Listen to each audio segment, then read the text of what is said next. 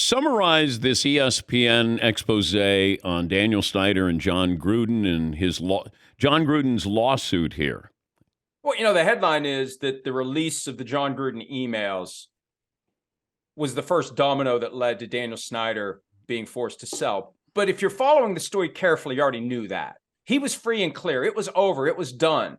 The wrist slap had been administered to Dan Snyder. The investigation report had been brushed under the rug. It was over. When the Gruden emails came out and he got forced out of a job, that dusted everything up again. Congress got involved, and then one thing leads to another, and Snyder sells.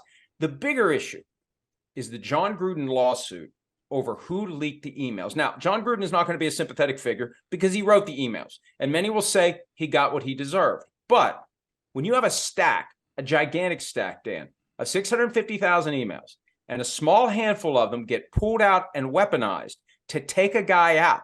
Someone decided we're going to take these emails out of this stack, we're going to give them to the media, and we know what's going to happen. Mark Davis is not going to be able to continue to employ him. That's where this whole thing blows up. And this gets back to the fight. Every time the NFL gets sued, they try to pull it into arbitration where they can keep it all secret and they can stack the deck in their favor. And that's where Gruden's case is still hung up more than a year later. Is it going to be in open court or is it going to be in the NFL's private arbitration system? And if it's in open court, John Gruden gets the chance, Dan, to go all the way back down the digital rabbit hole. Who ultimately was the one that forwarded the email to the Wall Street Journal first, the New York Times second? He's going to find out. And one of the quotes that really got my attention in that story, he wants to burn the NFL's house down. Now, that doesn't mean the whole game. He means the league office. He wants to take out Roger Goodell.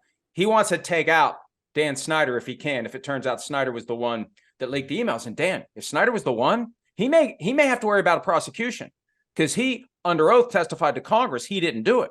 If Gruden proves he did, there's going to be a perp walk. There's going to be a trial. There's going to be incarceration of Daniel Snyder. Mike, this is better than Hard Knocks. Yes.